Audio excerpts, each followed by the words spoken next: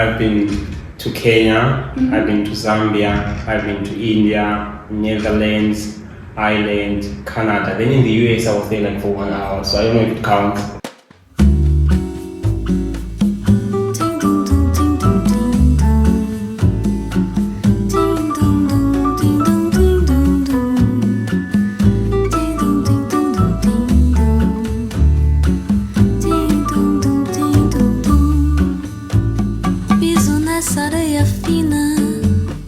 Hi my beautiful people, I hope you are doing super amazing because I am doing absolutely fine, and I'm sure you're wondering who I am with today. I'm not only by myself, but I'm joined in with the one and only Tendai Mikio. Yes. So he is an LLB graduate at the prestigious University of Fort Hare, and he is also a PhD. What did I say? PhD, so soon he'll be Dr. Mikio, at the University of Cape Town. So he's also a National Research Fund holder. I don't know what that is. So I'm going to find out in the interview what that is, because I'm sure you're also wondering what is a National Research Fund holder. And I also want to understand how you get to be doing a PhD, because I'm still under my LLB and I haven't graduated. We're going to start off this interview with a small icebreaker. So we're going to be doing fun facts so that we can, listen up. Definitely. Yeah. Yes. My first question to you is, drums roll. Okay. If you could instantly master any skill, what would it be? Wow, it's a tough one. I've always fantasized those rigs that you see in the ocean whenever people are saying, do they install them first and install water around them? So then if I could master that engineering skill, installing those oil rigs or monitoring them because they're so fascinating, I think I would do that. That is absolutely amazing. When you're talking about rigs, are those sort of like a fence inside the ocean? Yes, so it's this weird thing that you find, they look a bit dystopian, a bit old, but they are actually, oil rigs. So you find them, and then people always ask, are they really, how do they build these? And some, in the theory. I think I'd love to master that skill. Wow, what a skill! From law to just randomly going to engineering and choosing to have a skill in engineering. That is amazing. What's the most unusual job you can think of? Unusual job? Yes. So trying to grind. I think I think it has to be seat filler, I don't know if they still exist, but when I was watching movies at sea, in a theater or somewhere, someone enters and they fill a seat to make others feel like, it's occupied. It's sort of like creating this fantasy or this, facade that the venue is overbooked or something like that. I think it also happens in Texas, I think what you mean in Texas, or you're saying in a movie setting, maybe it's a class. in a movie setting, but also in Texas, what I've realized is that taxi guys are so smart. So if you are rushing, of course you can't enter a taxi with one person. So there are always these other fake guys who are sitting there. Then they make you feel like the taxi will leave now. Yes. But the moment you sit, you're like, why is everyone leaving now? So probably it's just 2 or 3 people really need to go from point A to point B. That's how I just feel. I think I can also get your point of what you're saying. I've watched this whole movie. I think it was on Mzansi Magic or something. I remember. And there's this other guy who was kind of well known, maybe in our school or something. Then he was like, guys, I was on Mzansi Magic, or maybe I was in a movie, And then his part was just sitting in a class and saying nothing. So I think Miken is finding that as a very unusual job. Being extras, right? Yeah. So I find that to be very unusual. Okay, that is. But anything for the bag, so I understand. Okay, anything for the bag. And also my third question to you is, if you could live in any fictional universe, which one would you choose? Oh my, it's a tough one. Fictional universe. Okay. I was watching that movie on Apple TV. It's a series. I forgot the name, so I apologize to your viewers. But there were a lot of multiverses where what you can just imagine, and if you open a door, that's where you would go. So spoiler alert to those who are gonna watch that movie. But it was so if you are scared and you open that door, you'll be taken to a planet or maybe there's war or there's something. If you've got depression, it's also just like that. Oh. Then if you're lonely, you enter, it's a replica of maybe, for example, Cape Town or Eastern, but it's so empty, And then if you're happy now when you open the door, you enter in an amazing, imagine the Brazil kind of festival. Yeah, and I think that is a very nice, fictional universe to be at, and where you can change locations. I mean, even now, I could just say location. There are multiple doors. Yes, Just exit. Exactly. And just moving on to the fourth question. Yeah. What's your go-to karaoke song, or what song would you choose if you had to? Okay, I've never Karaoke. done karaoke, right? But I would say there's this one, it's called Malibu by Miley Cyrus. I love that song. It is such a part that I just enjoy. So I think I would go for that one. I would risk it and give it a shot. I don't know that song, but do you listen to Miley? I'm not a music person Okay. so much, but I do listen to music genuinely. Alright. But I've karaokeed a lot of songs, but I don't relate to that one. Okay. So if you guys know, which song is that? It's Malibu. Malibu. Malibu by Miley Cyrus. Malibu by Miley Cyrus. If you know it, please let me know, guys. I'm gonna check out this after the interview. Honestly, I'm gonna check it out. So my fifth question would be, what's the weirdest food you've ever tried and liked? Wow. I've been seeing you post a lot of stories, on food exploring. This is gonna drag me to another question. How many countries have you traveled to? I've been to Kenya, I've been to Zambia, I've been to India, Netherlands, Ireland, Canada. Then in the US, I was there like for 1 hour, so I don't know if it counts. Okay, that counts. I mean, if I went to the Switzerland or I went to London for like just 2 minutes, I'll tell you guys I've been in Switzerland. I'm just joking, guys. But because the reason why, or what brings about this question that I'm asking, is because I saw you when you're traveling around the world, you do post like food content, and I can see you're a person who likes exploring cuisine. I mean, so what's that meal, and did you like it? Yeah, so I think can I give them two? Okay, so the other one it's called teppanyaki. It was in Canada. So it's like they make it in front of you, they chop everything, the guy is performing some kind of stuff. I think it originates from Asia. So I loved that meal, and I'm still looking for it around here. I'm sure Cape Town is a lot of restaurants, but I'm still on the hunt for that one. Then the next one, I think I was in Kenya. Yes. That was a crocodile. So I ate a crocodile. What did you say? Crocodile, Guys, he ate this. Do you guys see this? He ate this. Yeah, so this crocodile, it tasted like fish, right? There was something about it, but I researched about it. Apparently they don't eat the whole crocodile, they only eat the tail. And I have to say I loved it.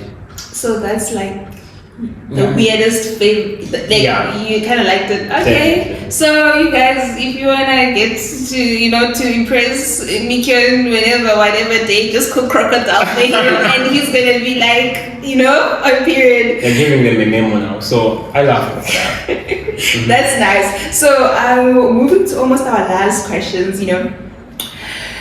What's something you've done that most people would never guess about? Okay, want me to expose myself now? Yeah, please expose. Okay, what have I done now that was so unusual? Let me think. I think it has to be karate. Okay. Yeah, I mean people will assume that I've done that. I wouldn't. Right, so I think that's you wouldn't get right. So I don't know if they're right there to like they're sort of scared of me, but I just went there and I tried it out and I liked it. And I think I'm going back next week again. So okay. For those who don't know, if you try and mess up with Mikion, he's gonna karate I want to you. fit soon. Okay, that's nice. Just a last question, so that we can delve into the main interview, where the juice is, where the gist is. So if you're watching, keep on watching. Hold on, you'll get to that part. You don't want to miss out this important information. So my last question would be, what's the best piece of advice you've ever received that you still live by? Yeah, I've received a lot, but I think the best one that I've gotten was, remaining focused or remembering why I said something.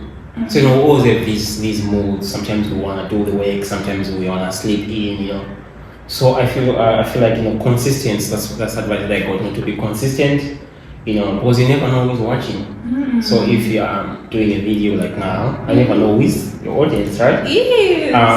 If maybe it might be your next employee. You see, I'm just joking.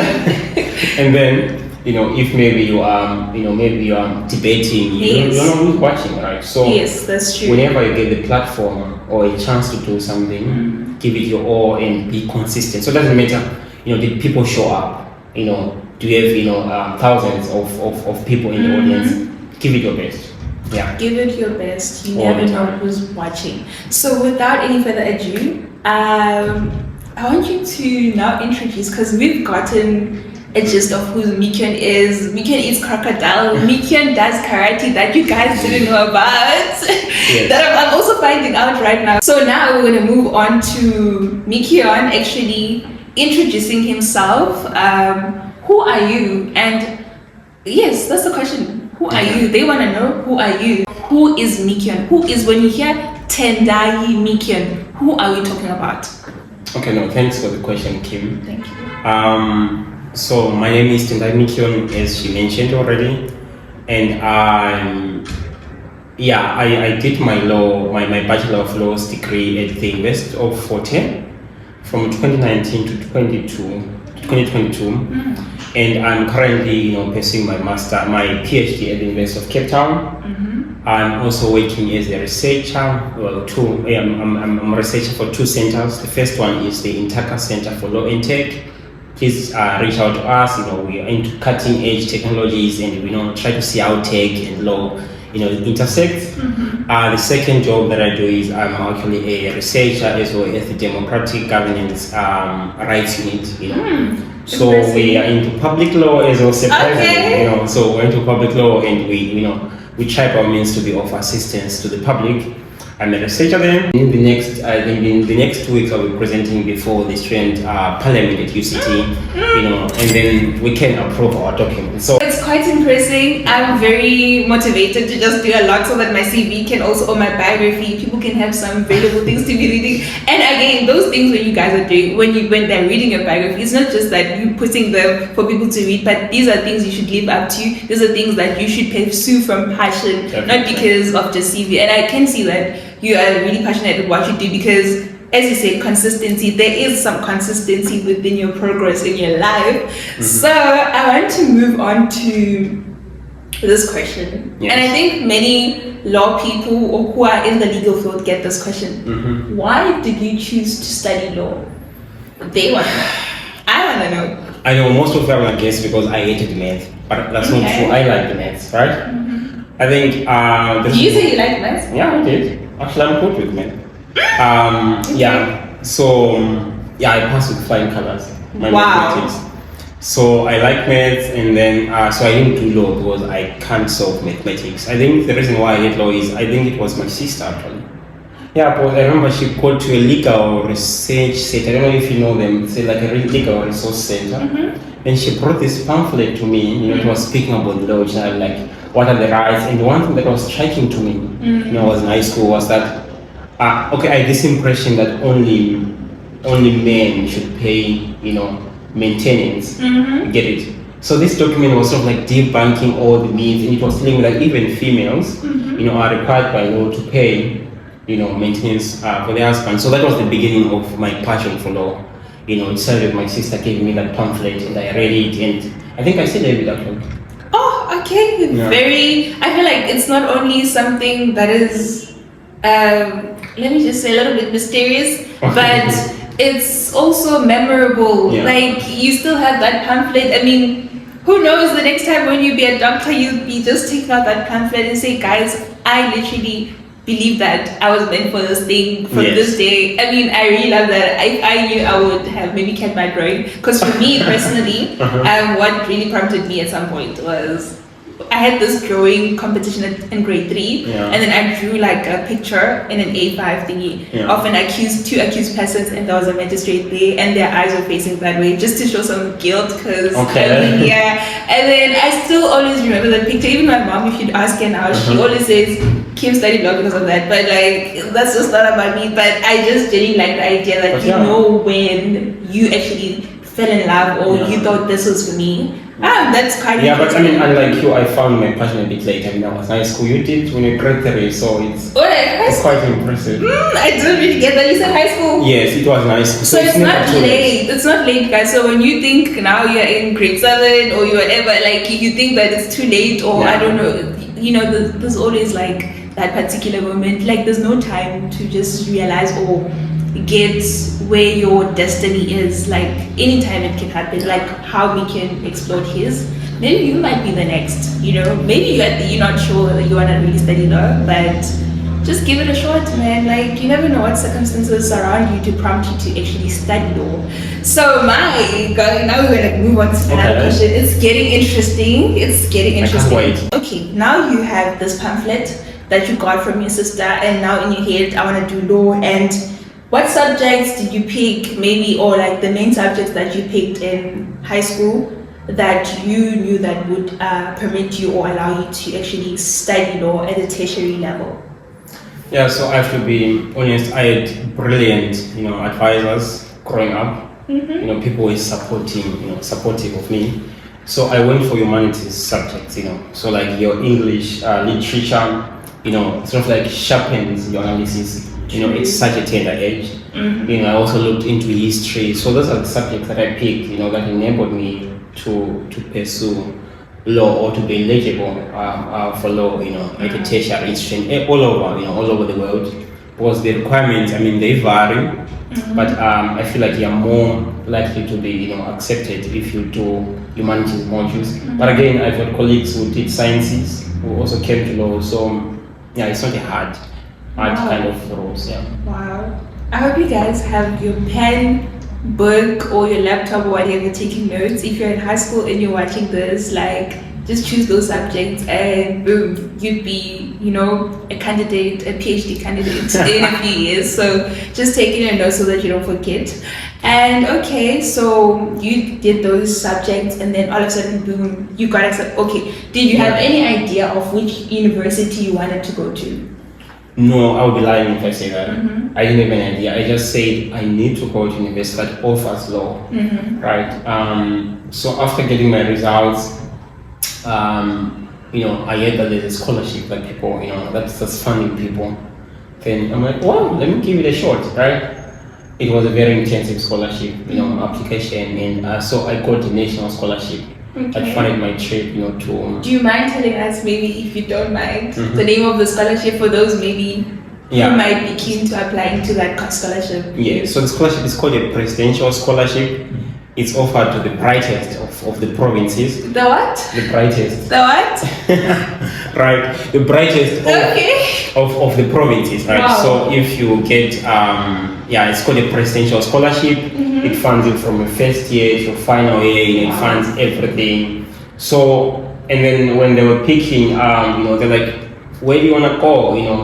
I'm like, Fort Hare seems far. Of course, we all go far from home, So that's how I picked Fort Hare. I could see it from a map. It was in this tiny corner of the south. And then I picked that one and I applied. And of course, I got help. The applications, they open a bit early. Be always on the lookout. Submit forms.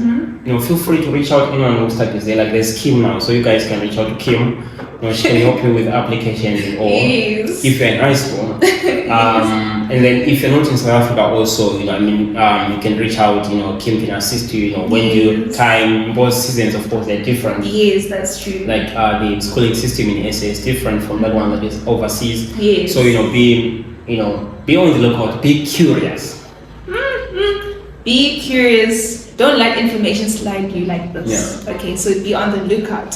So that is quite interesting and very nice, honestly. So my question now would be, since now you got admitted now at the University of Fort Hare, which is the university that I'm currently studying at, what was your academic journey at that university? You were one of the brightest students from where you're schooling and you got the scholarship. Okay, so this is like a new phase of life that you're getting introduced to.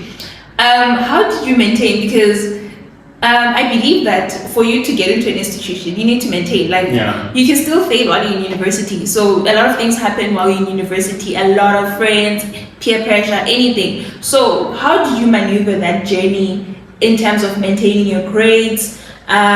Take me through some extracurricular activities that you did. Hey, I remember, I also want to share to you guys. I remember I used to follow me here on his Instagram when I was in high school also. So I'd see him posting those suits and what.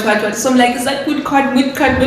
So I also like joined the University of Water because of Mikian, because credit for you that, because it was because of you that I came to this institution, and I was very inspired by, seeing him Moot and all that, and he was doing exceptional well. So let me just not spoil the news for you. So he's gonna tell us what was happening in the Moot cut competitions and all that. Please take us through extracurricular, maintaining grades.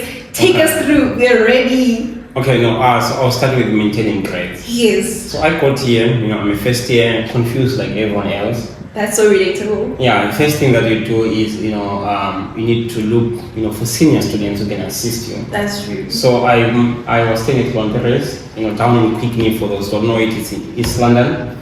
And I met people, at that base who were also doing law. So, I would ask them questions, because I also came a bit late.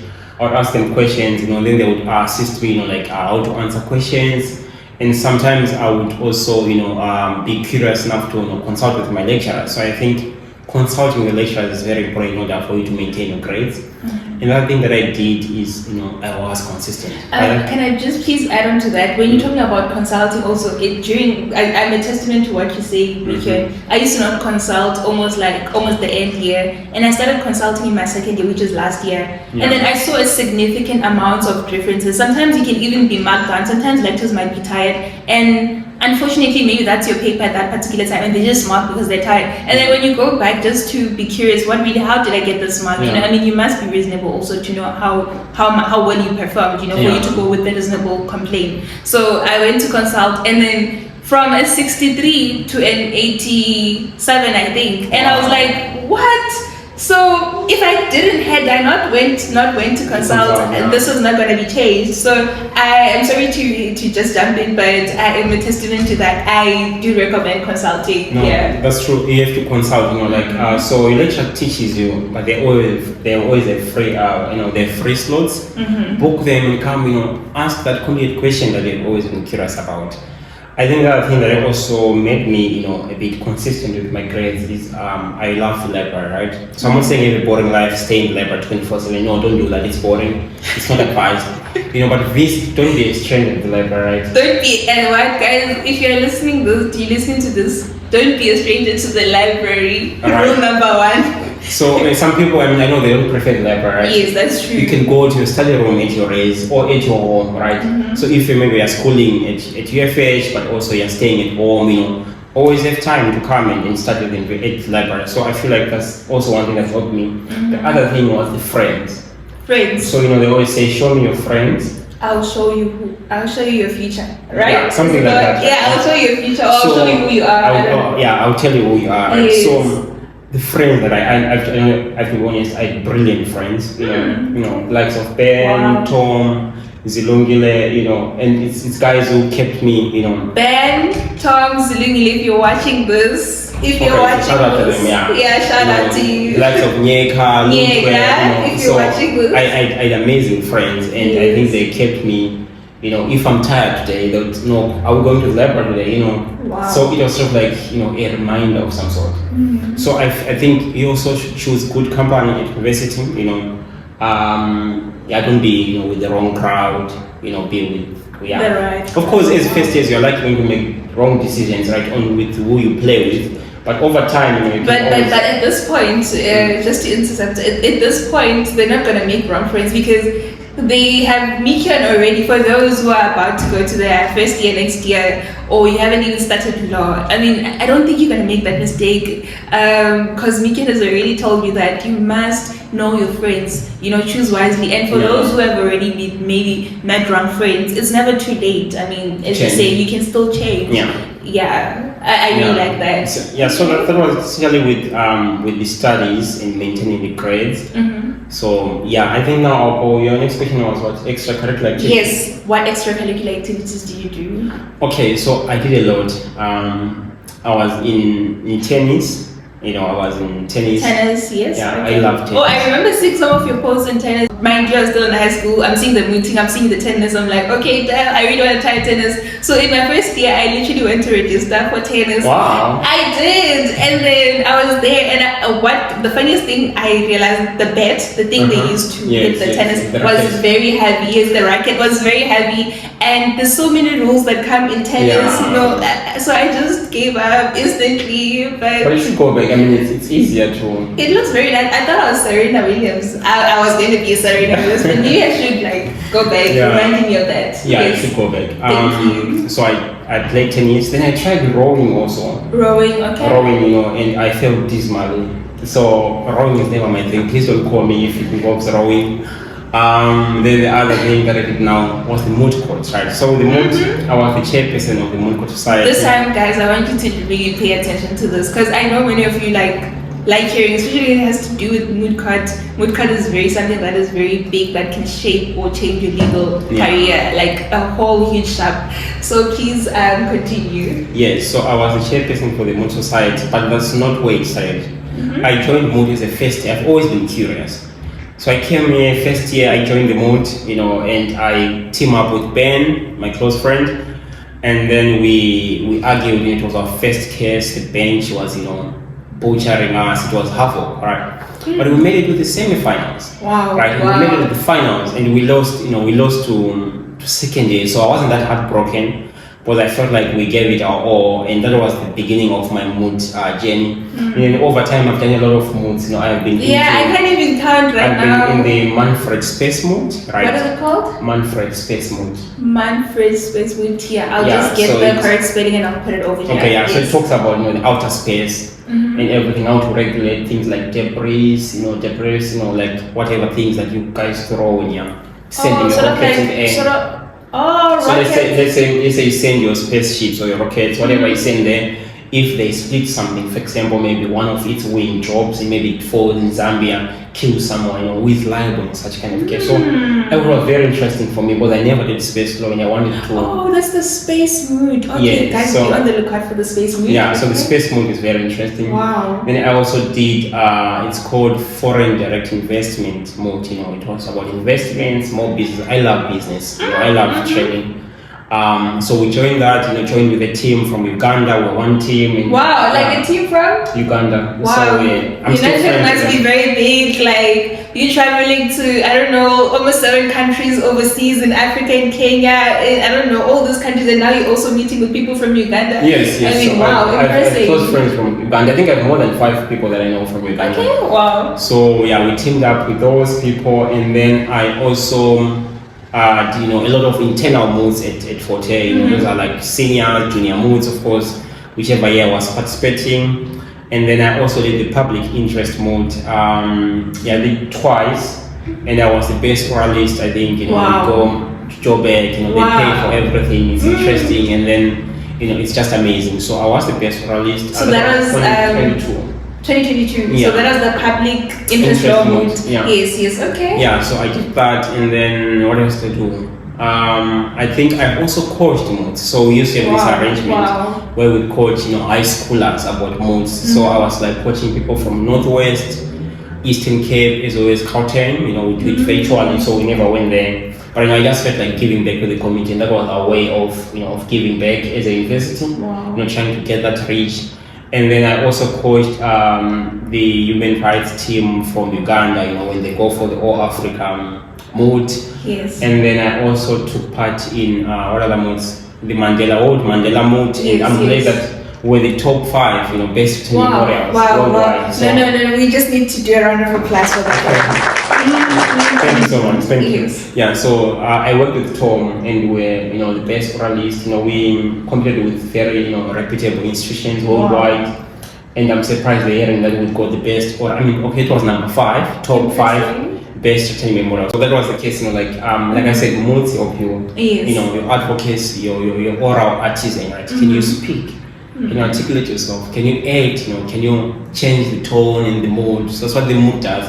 I wasn't like this. If you saw me when I was in high school, I wouldn't even, like maybe speak that long, right? But as time went on, the mood breaks you and then makes you. Then you can also do research. Research skills, they get enhanced. Very true. You get to be so suspicious about weird things. If you see them pretend, you're always worried, why is it written this way? Yes. So I've learned quite extensively through moods. Yeah. That is very nice. That is honestly very nice. So would you say like your mood car journey? Because I know they're watching. For someone maybe who'll join the mood and lose maybe for the first time, what do you have to say to them? Look, it's never losing. I have to be honest. I apologize. I used to wait to lose the first time, but I don't think it's losing. I think what's important with the mood is at some point I feel like moods are never 100%. A reflection of what you did. I mean, if I wanted to be having an easy life, I'd play football. You score one, I score one, then we know the winner. But with moods, it's always as a judge. I prefer, I've judged moods, I've judged Jessup mood, I've judged a lot of moods. I always tell you that we're not always, impartial. But sometimes I like how you speak. Sometimes I like the fact that you're so bossy and you're so confident, But other people can be good, litigators, but they're just shy and a bit withdrawn. So if you lose in a mood, please go again, And if you win, well done, but don't be disheartened when you lose in a mood. It's just part of the process. Yes, they shouldn't give up, right? No, you shouldn't give up. So if you try, keep on trying, you never know. Sometimes it's also common that you don't even win one of them, but that doesn't make you the worst litigant or whatever. Because there's still like life after, when you die. Like you can find that I've heard testaments of even high prosecutors who told me that they've never muted, but when they speak in court, you'd be like, damn, this is... So sometimes our paths are not really going to look the same. So, but just continue doing what's within your control, meaning mood, don't give up. Thank you for that. Keep mooting. I'm just diving into our last kind of part of our interview.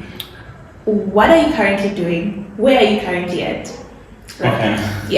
Because I know that and many people get confused after they're done with LLB. Now you have your LLB. Oh wait, I wanted to ask you. Okay, sorry, I know this might be maybe personal or whatever. How did you obtain your LLB? Like, did you get like a distinction? Or like, because I know your grades were 100% good most of the time. You're always a distinction learner. So did you get a cum laude? I don't know. Like, just tell me. What happened is I got 79% average, right, across. Like overall. That's like over a distinction. So my GPA is 79. I had 31 distinctions. But there's another thing that caught me, right? So instead of getting a cum laude, the way that they call it a cum laude, it required me to get 75 in my final year. Unfortunately, there's a lecturer that crippled me, and I got a 74. So, I was not broken. Because what I wanted was, a good GPA, because I can be, eligible to at any institution. So I didn't get a cum laude per se, but my GPA is beyond the distinction. So I have 79% average.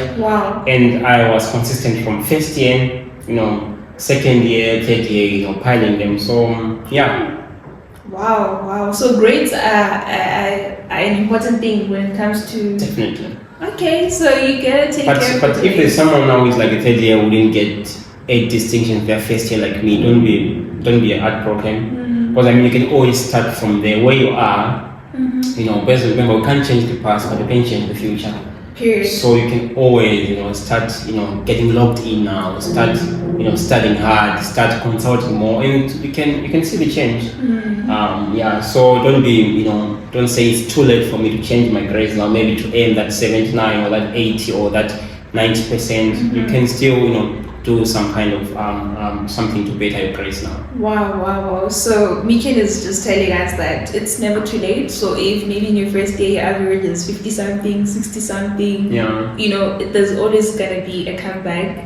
It's never too late. You can work from whatever you have. And I like a quote that you used. You you can't change the past, yes. but you can change the future. And Definitely. I want you guys to take those words to sink in. I'm gonna sleep on those words, honestly. You can apply that in any area of life, not only academics, but I'm very inspired by your story. Like from you being that sharp student from high school, going into this university, maintaining that name that, or that standard, I like to say consistency, and you still maintain that consistency of trying to push beyond limits and get proper grades. It takes a lot to do all of that. But I want to ask you just a proper question. What keeps you going? Like, I see you being consistent, but what keeps you going?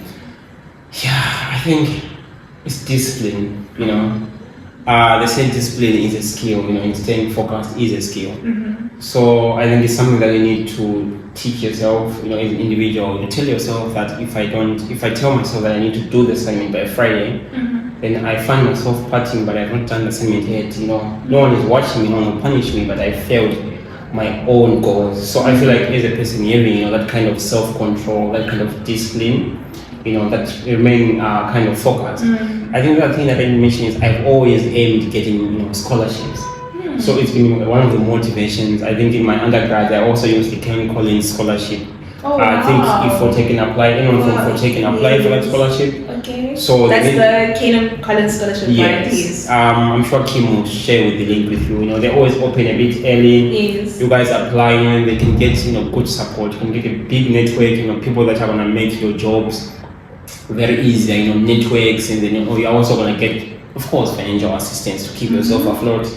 So I think it's the scholarships because they are always competitive, and I feel like the grades, if I'm not there, they want to speak for me. So I've always maintained, that higher grade. Discipline, seeking scholarship or opportunities, staying grounded.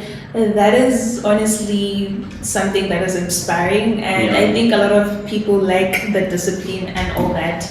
But it's about maintaining consistency, like you said. So discipline, yes, you'll be disciplined, but you need to be consistent. You can't be disciplined today, then tomorrow you're not disciplined. So with that, I would like now to just ask you like one last question. What am I doing now?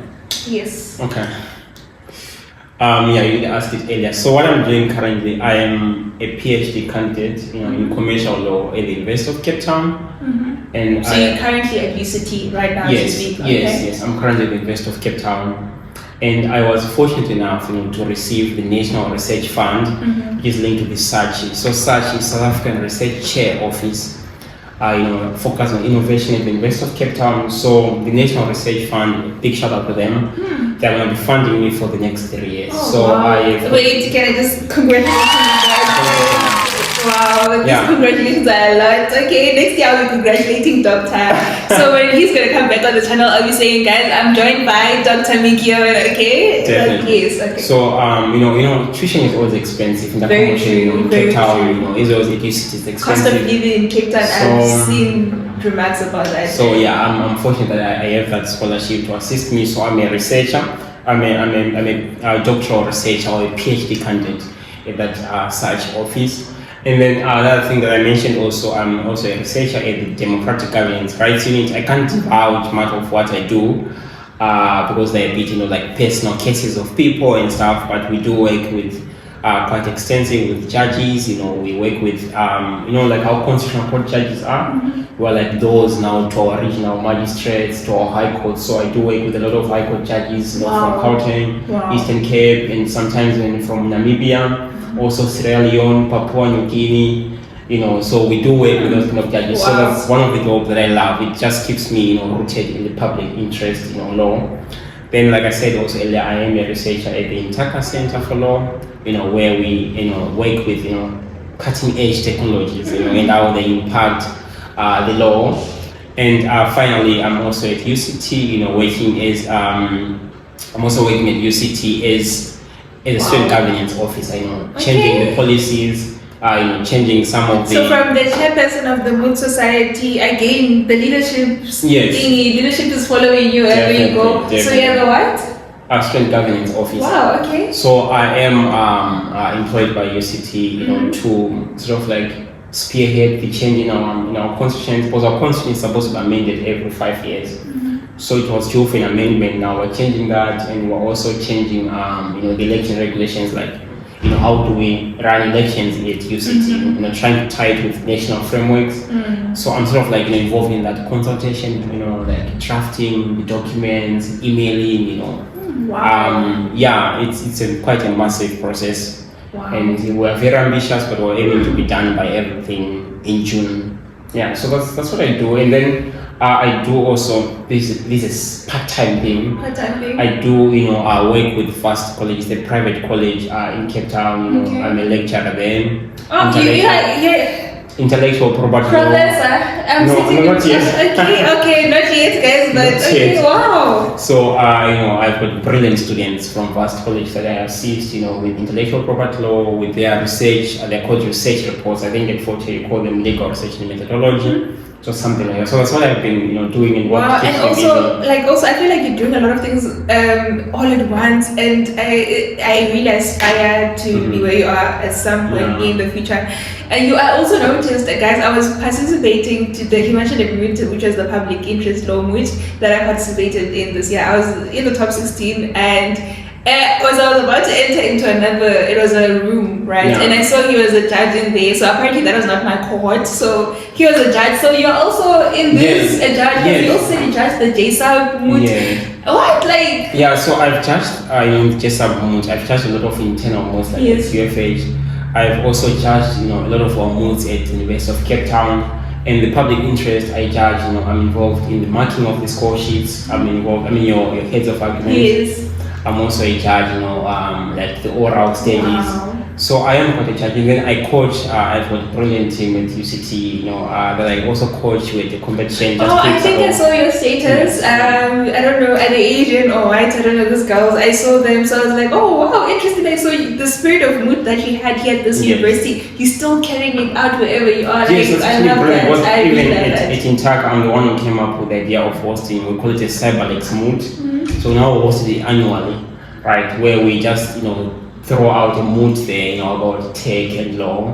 So it was like our brainchild, when I got to the incent, I was like, something is lacking, the mooting is lacking. So please, whenever you see moot somewhere, blame me, I'll be, whenever I join an entity, I need to make sure that there is a moot. There is a moot. So you're specializing in commercial law within like your PhD right now? Yes, so my commercial law, it is actually intellectual property law. So it's under commercial law, but it's the intellectual property law. For those who don't know about intellectual property law, we focus on things like copyrights, things like patents, trade secrets, trademarks, indigenous knowledges, design, science, all kinds of intellectual property. Okay. That's what I'm focused on. For someone who wouldn't know what commercial law is, like maybe someone in high school, or someone even who is just here in second year, they don't have any idea. What is commercial law like? What are you looking at? If I say I want to specialize in commercial law, what are you specializing in? Yeah, so commercial law is very broad. Okay. But you can imagine it as, law that regulates issues of commerce, issues of trade. So for example, you've got your companies, you've got your entities, how are they run? How do they come into being? Who is a director, who is a shareholder? So it's sort of like emanates from, you need to have a business kind of knowledge of some sort. Not to start, you can learn all these things along the way. So that's a commercial law. So now my intellectual property law falls under this sect because intellectual property law are intangible kinds of property that you can sell. So for example, OpenAI, ChatGPT, all those kind of guys, they need intellectual property law rights or permissions to be able to operate. So even one of my research, it talks about how South Africa, is governing, the deployment of artificial intelligence. That's what I'm focused. That's my interest. I'm so obsessed with AI and intellectual property law. So I focus on things like copyright. Because for example, for those who don't know what copyright is, if Kim makes this video that she's making now, right, and OpenAI uses this video, because they will use a video like this to train their app, right? So when you're in your high school in university, you say, can you please show me ways of making videos? OpenAI needs to go and look at videos like the one that were made by Kim, then advise people. So Kim is what we call a right to that video. How can that video, be used? Does she need to be paid? Does OpenAI need to seek permission from me? So copyright lasts throughout Kim's life for this video that she's making now, and then for the next 50 years also after she has passed on, for the sake of her children to benefit, you know, from whatever it is. So that's copyright for you, and it's so broad and so strict, and yeah, that's what we essentially do. And that's how it becomes commercial. So people are commercializing intellectual property. Wow. I am very, I don't know how to say it. I've learned a lot of profound stuff from this interview. I just learned that, you know, be consistent. There's so many things I took out. Just, I don't know, you guys, please let me know also in the comment section, what are the key takeaways that you got from this video or from this interview with Tendai Mikyon? And also, just a last question. This is the last one. Where do you see yourself in 5 years, and what advice do you have for anyone who's watching this video right now? Okay, I'll start with the way I see myself. You know, I'm more of I always keep my options on the table. So I see myself either, you know, deepening in the lecturing, you know, being, you know, hopefully one day be a professor kind of a thing. But I'm also running a parallel passion, you know, of practicing both. Like I said, I love arguing, right? I love litigating. So I also think that, okay, one of the two, I'll be like that in the next 5 years. So I'm gonna either be one of the brilliant advocates or baristas, and then the other one is, you know, maybe a highly respected individual, you know, in a specific field, in this case, commercial law. That's where I see myself. And plans are in motion now to tick the boxes so that I become one of those you know, professionals. And then I think your second question was advice. Yes, what advice do you have to anyone who's watching this video, be it anywhere, not only people, because I know that some people who watch, you know, this laws and they're not into law or anything, but just a broad advice to everyone. Okay. What advice do you have for them?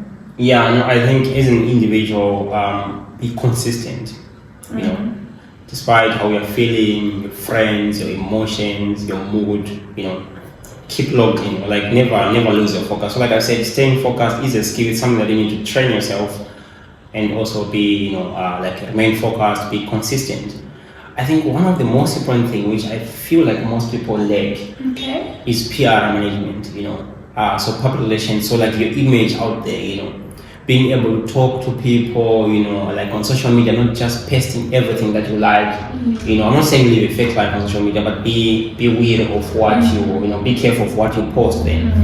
So I'd say, you know, manage yourself out there, you know, well, you know, talk to people that maybe if you're doing law, people who are into law, you know, reach out to them, you know, enter those DMs, right? Tell them your ambitions. You won't be surprised. Some of them are willing to assist you. Wow. If you're into engineering, you know, go to the engineering guys, even not the only ones in SA, even the ones in the States, tell them your interesting project, maybe on a partner with them. Wow. So be able to network with people. Of course, knowing and being smart is good, but networking will take you so far. That's so true. Just like me here, I'm a testament of networking. I networked with him on like Instagram when I was in high school and everything, and then now we seem to know each other. I had not seen him for like years. I think I last saw him like I think it was last year. That was my first time. So that is the power of networking, and we're here physically today and being able to share, like we know each other and all that. But that is the power of networking. You never know who you're talking to. You never know where they go in life. So those contacts are really important. Like already, you know, he's at UCT, so I've already secured my spot at UCT. I'm just joking, guys. I'm just joking. Yeah. But networking is quite important. Yeah. Like, so like she's saying, you know, you'll be surprised. I've met Kim less than 5 times in person. I think she says 3 times or 2. Right, but you know, so it's so limited, but she knows so much about me. You know, and she says, like she said, I'm honored. She said she was inspired, right? So you guys go into those DMs, you know, reach out and tell people your project, you know. And people are always willing to chat with you. Because even right now, I'm also part of a group. It's called New and Emerging Researchers Group, NEG. It is housed in Canada, you know, it is with Canadians, Egyptians, Nigerians, all these people who interact and just join, you know, and share job opportunities, share research projects, and, you know, how can you collaborate? How can we work together? So network. My last words is Network. Be consistent. Your past cannot be changed. Your future can change the future actually. So I think this was a very profound interview, and I really enjoyed each and every bit of it. I learned some new things during this interview. I hope you guys also learned some new things in this interview, and I hope it's going to shape your path in this legal career that you're embarking to, or that you've already embarked into, or maybe your life after your final year in LLB, which is like maybe after completing your undergrad. You have any idea like of where you can go for. As I said, I'm going to just drop Tendai Mikion's profile, his Instagram profile, which is this one, so you can follow Tendai Mikion on Instagram, and as I said, you can reach out to him, you can contact him if you have any other questions related to commercial law or anything, be it you can network with him. You can also follow him on LinkedIn. This is his profile, and make sure you send those DMs and all that. And mostly, if you have watched this video till this far, thank you so much. You are a loyal one. I appreciate each and every one of you for taking so much time to listen to this long video. And I hope you guys found it very useful and all that. And just let me know mostly your thoughts in the comment section, what you liked in this video, your key takeaways, any questions that you have also directed to Mikion, just so that everyone can also see the question and also have any idea of what would be, how that question can be approached by Mikion, on the comment section. Just let me know what questions you have for him. And I don't know what else I have for you guys. Make sure you like the video. Just like this video. As I said, comment, and also don't forget to turn on your post notification bell so that every time I drop a video, wholesome videos and all. And also don't forget to hit the subscribe button. What did I say? Subscribe, so that you can continue seeing this face and with more interviews, more law content, more law diaries. And that's it for me. I think I'm gonna take my leave. Should we leave? Yeah,